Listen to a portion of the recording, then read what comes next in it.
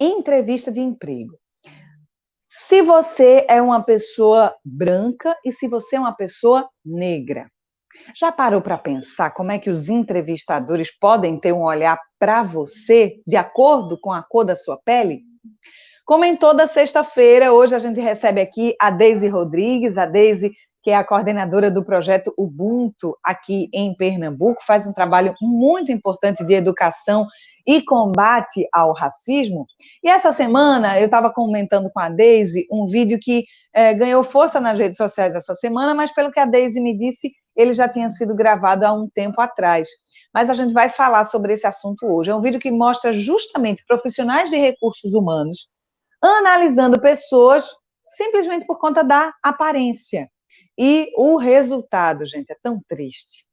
É tão triste. Eu queria que a gente acompanhasse juntos esse vídeo que repercutiu bastante e claro que a Deise vai trazer outras reflexões importantes para a gente sobre esse assunto. Você que já passou por uma entrevista de emprego e acha que foi discriminado pela cor da pele, vai participando aí, vai colocando aí também nos comentários que eu quero saber de você, se isso já aconteceu com você ou se você acha que isso realmente tem acontecido muito, né, nas empresas por aí. A gente pode falar com a Deise agora, diretor, pode ser?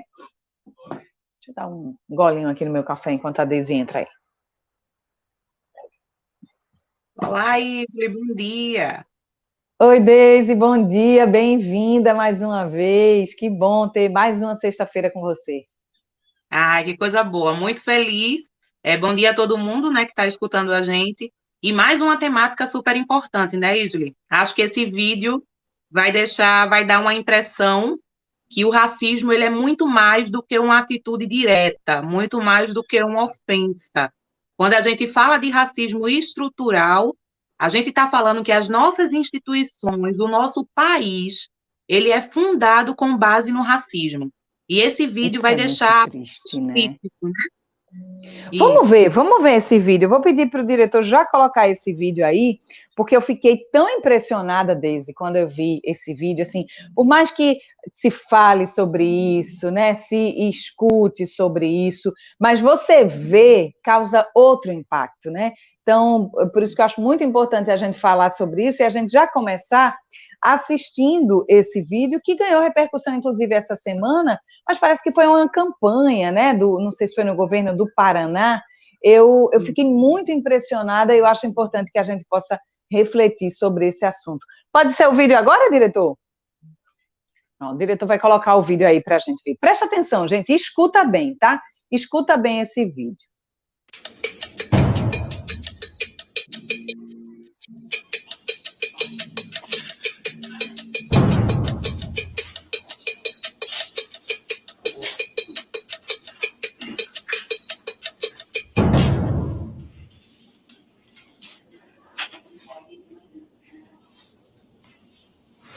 Muito obrigado por terem vindo. Eu vou mostrar algumas fotos para vocês e eu queria que vocês me dissessem o que vocês veem nessa foto. Tá atrasada. Tá com pressa. E essa? Ela é designer de moda. Escolhendo uma roupa para ela comprar. Executivo, pode ser na parte de finanças, pode ser na área de RH. Mais uma. Acho que o pai está cuidando do jardim da casa dele. Com certeza ele não tem cara de ser empregado da casa, não. Ela tá limpando a casa dela, tá limpando a pia. Eu achei grafiteira, tem jeito de grafiteira. No grafite é uma arte, não é vândalo, não é uma vândalo.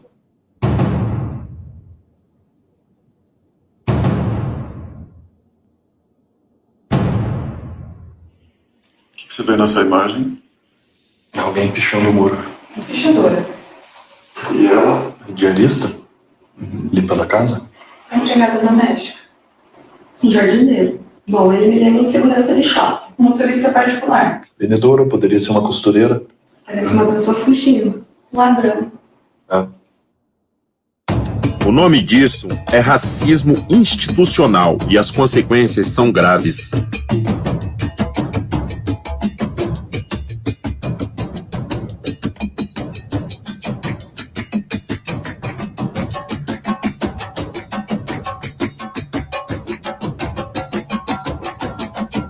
Chega de fingir que é normal. Racismo é crime.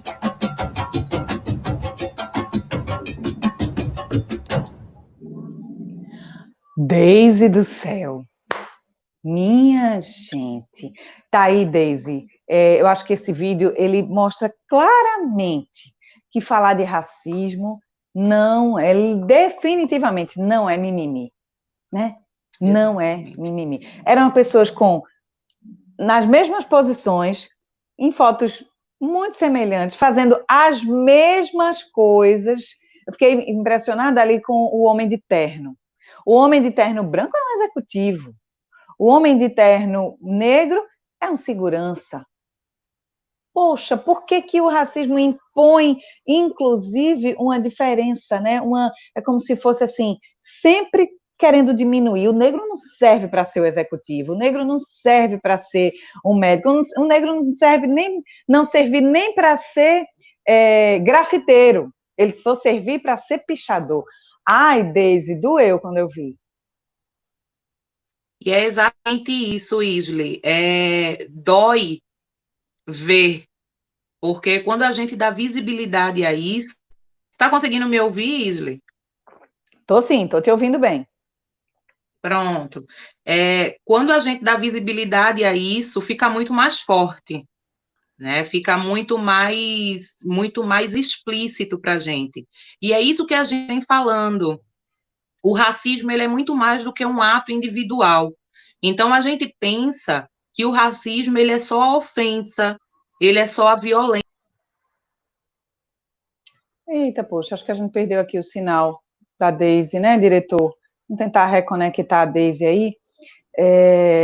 O que a Deise estava falando, né, gente? A gente tem que parar para pensar muito nisso. Veja, não é só chamar, xingar, né?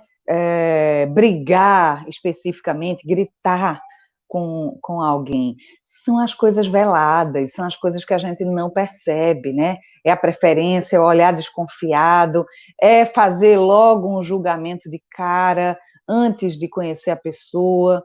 E aí muita gente acaba se escondendo na questão da violência. Não, mas eu tenho medo da violência. Sim, mas por que a violência tem acontecido e tem envolvido mais, infelizmente, tem envolvido mais pessoas negras, né? Deise, caiu o teu sinal, mas você pode continuar a falar. É muito sério isso. Isso, caiu o sinal aqui, mas já voltamos.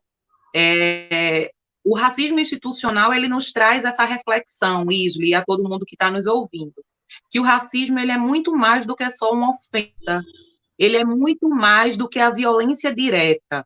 Então, existe aí uma diferença que é importante que a gente pontue do que é racismo individual e do que é racismo institucional. Porque o racismo individual, ele tem essa conotação mais direta da ofensa, do xingamento. E o racismo institucional é quando as nossas instituições, elas têm práticas racistas. E aí a gente pode dar o exemplo do setor de RH, por exemplo, que isso, Isley, que a gente trabalha com o setor de recursos humanos na nossa consultoria, é o que a gente chama de viés inconsciente. Ou seja, todas as nossas percepções, estereótipos, preconceitos, que nós vamos adquirindo no decorrer da nossa vida, porque o estereótipo é isso, é a generalização. Né? A gente fala, mulheres são assim, homens são assim. Né? E vai meio que natural, né? Esse pensamento vai natural, isso, né? Isso. Todas as mulheres são sensíveis, todas as mulheres são choronas. Não são. Isso é um estereótipo que é criado. Então, esses estereótipos que a gente vai adquirindo no decorrer da vida é o que a gente chama de viés inconsciente. Então, quando um profissional de RH está numa seleção e recrutamento, por exemplo, nesse processo, ele, com esse viés inconsciente preconceituoso, racista velado, vai fazer com que ele discrimine sem precisar falar. É quando você diz assim, porque a sua aparência, ela não é bem o perfil da empresa. Tem gente que, inclusive, não gosta de mandar foto no currículo, já com medo do pré-julgamento, né, Deise? Mas isso, Isla, é uma das estratégias que a gente utiliza na nossa consultoria, que é o currículo oculto. Ou seja, você está procurando uma característica específica, uma competência, e eu vou te mandar as competências. Eu não mando nome para que você não escolha por gênero, eu não te mando foto, para que não tenha o viés da aparência. Eu não te mando aonde ele mora, porque muitas vezes você vai, é esse bairro, né? E tem muita empresa que diz assim, eu quero que o funcionário, que o meu selecionado more próximo à empresa. Então, se a empresa ela tem a sede num bairro como Boa Viagem, como Espinheiro, a gente sabe que quem mora próximo provavelmente tem um nível aquisitivo mais alto. Então, assim, quando a gente trabalha currículo oculto, é justamente para isso, Isle, para fazer com que o viés inconsciente, esses estereótipos e preconceitos que a gente adquire, não interfira na hora que a gente for selecionar. Idade também é um outro ponto que a gente trabalha. Então, são vários fatores que o profissional de recursos humanos ele precisa estar sendo muito trabalhado em relação a isso, para que a sua escolha ela não seja uma escolha racista, ela não seja uma escolha discriminatória. Você Então, falou uma coisa aí, Deise, que eu fiquei aqui refletindo. Inclusive, eu mandei um link para o diretor, para ele mostrar já. Mas antes de mostrar esse link, você estava falando e eu pensando, se a pessoa mora ali, Espinheiro, Boa Viagem, Casa Forte, que são bairros de classe alta, e a gente está falando especificamente aqui do Recife, né? Mas em cada cidade, quem está assistindo aí pode fazer esse exercício também. Se a pessoa mora nesses bairros, que a gente sabe que aqui no Recife são bairros de classe alta, então, muito provavelmente, são pessoas brancas.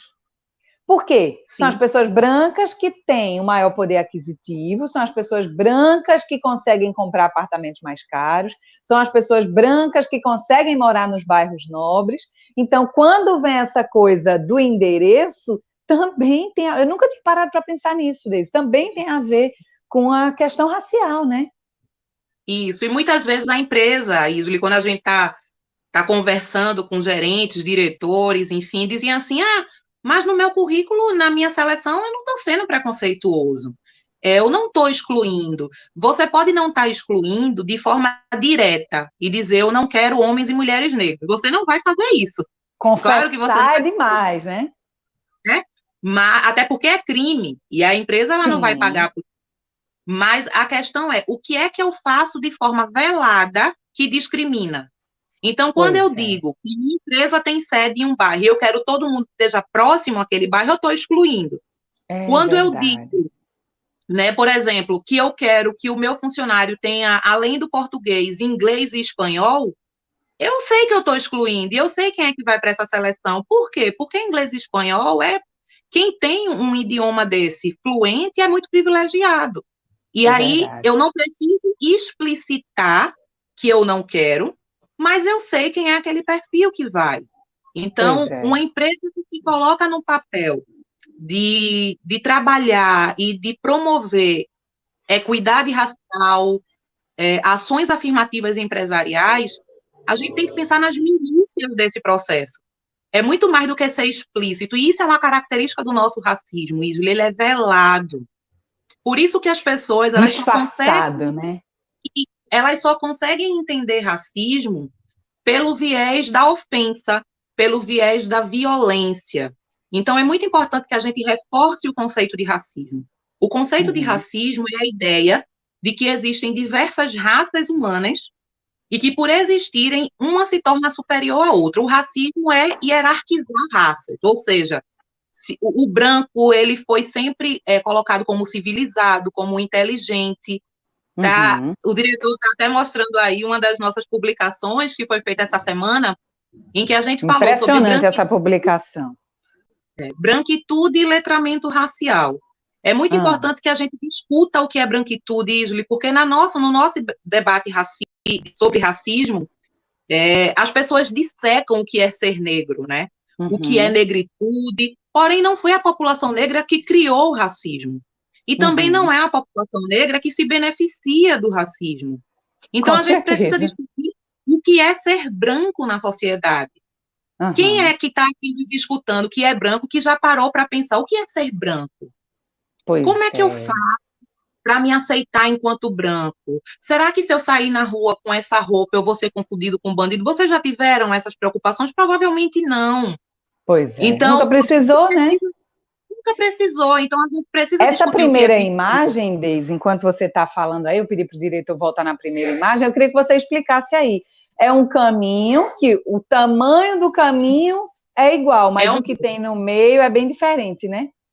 isso. Essa imagem é o que a gente fala sobre duas coisas nessa imagem: meritocracia Hum, e sobre igualdade. Porque muitas vezes as pessoas dizem assim: ah, mas os caminhos são os mesmos. Para você passar exato. numa universidade, é só você estudar, pagar lá a taxa, fazer a prova. Ó, a prova é igual para todo mundo, né? A prova é a mesma para todo mundo, com certeza, a prova é a mesma para todo mundo. Porém, teve aquele que estudou em escola particular, que o pai pagou todos os Uhum, cursinhos, que não precisa pois trabalhar é. para casa, que não está preocupado com a próxima alimentação, que tem plano de saúde, enfim. Então, isso é o que a gente fala de privilégio, sabe? No caminho E é o nessa mesmo. figura, me chamou a atenção o seguinte: no caminho mais fácil, digamos assim, tem um homem branco. No caminho Sim, mais difícil, tem uma mulher negra. Então, assim, para o e homem branco é tudo muito mais fácil do que para uma mulher e negra, né? E aí tem até uma bola de ferro segurando ali no pé dela, né? o Ou seja, porque tem muito na mais nossa obstáculos no mesmo tamanho do caminho, tem muito mais obstáculos no caminho de uma mulher negra. A mulher negra é que sofre mais com o preconceito e com as dificuldades nesse caminho, Daisy? isso, na nossa hierarquia social, se é que a gente pode falar assim, o homem branco ele está no topo e a Pode mulher tudo, né? negra ela está na base, ela está na base. E aí a gente coloca esse homem branco, hétero, enfim, com todas as características do dito normal, né, do dito padrão Uhum. de Do normalidade que a gente aceito, né? não aceita. E por que não, Deise, mulheres negras e mulheres brancas, por exemplo, mulheres? Porque as mulheres brancas, Isbe, elas detêm privilégios a mais, muitos privilégios a mais do que uma mulher negra. A É mulher verdade. branca, ela passa pelo machismo, né? Por todas as dificuldades que o machismo nos impõe. A mulher negra, ela passa pelo machismo e ela passa pelo racismo. Então, ela passa por dois sistemas de opressão que uma mulher branca não passa. Basta, Isli, a gente pesquisar, por exemplo, o que foi o movimento feminista na década Uhum. de 60. Quando a gente vai olhar as fotos do movimento feminista na década de 60, são mulheres brancas que queriam trabalhar, que queriam entrar no mercado de trabalho. E as mulheres negras trabalhavam desde 1500, né? Desde sempre, né? Desde sempre. Então, enquanto a mulher branca E, tinha aquele inclusive, desde muito jovens, né? crianças, se a gente for falar da época da escravidão, já nasciam escravizadas, né? Pois Então já é. nasciam trabalhando. Se a gente for olhar quem é empregada doméstica no nosso país, quem é o perfil, são de mulheres negras, né? Uhum. As mulheres negras, quando você vai olhar, já que a gente está falando de empresa, né, desse viés mais empresarial, foi ali, colocou um parâmetro, 18% de pessoas negras ocupam cargos de liderança. E se a gente for esmiuçar esse número, 0,001 mulheres negras.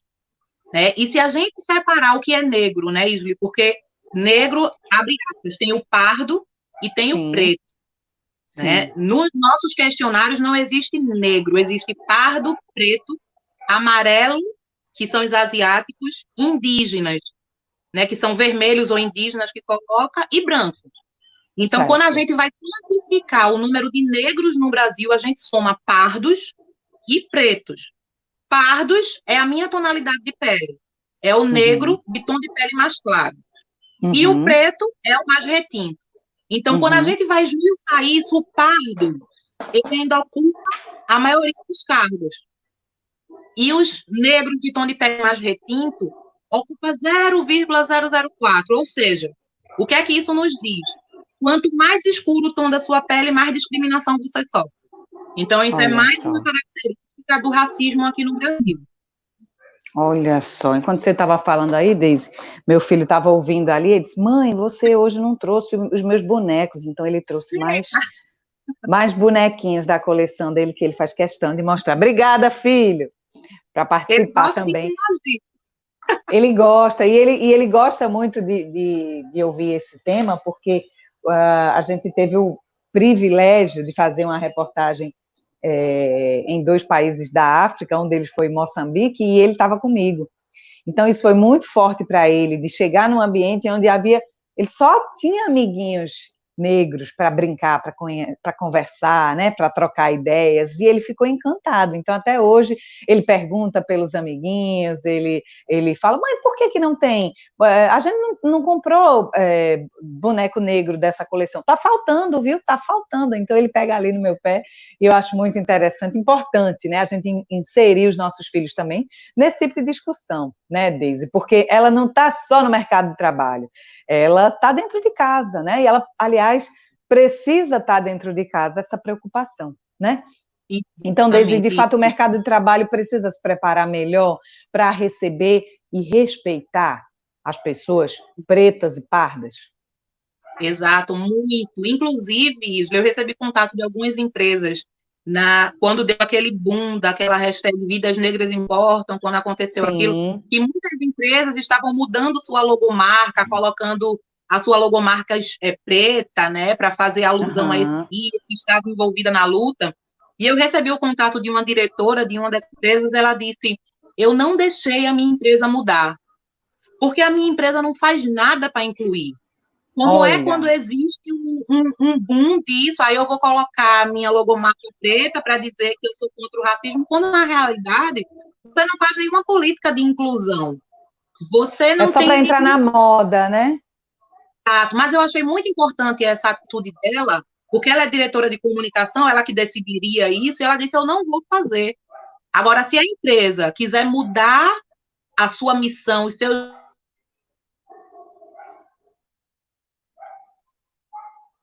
Acho que a gente perdeu de novo aí o sinal com a Deise, mas, gente, ó, reflexão importante, né? Mudar só para entrar na onda é muito fácil, né? Mas mudar de verdade no dia a dia, ali nas práticas do dia a dia, isso sim é que tem que fazer a diferença. Que pena que a gente perdeu aí o sinal da Deise, gente, mas toda sexta-feira ela está aqui, tá? É muito importante a gente conversar sobre isso, discutir esse assunto, falar sobre isso, e esse espaço está aberto aqui para a Deise, claro, para outros movimentos e outras consultorias, né, que estão ajudando as empresas a mudar de verdade, né? Isso é muito importante que a gente fale sobre isso, que a gente perceba a importância disso. Deise, será que você consegue voltar, então, para a gente finalizar?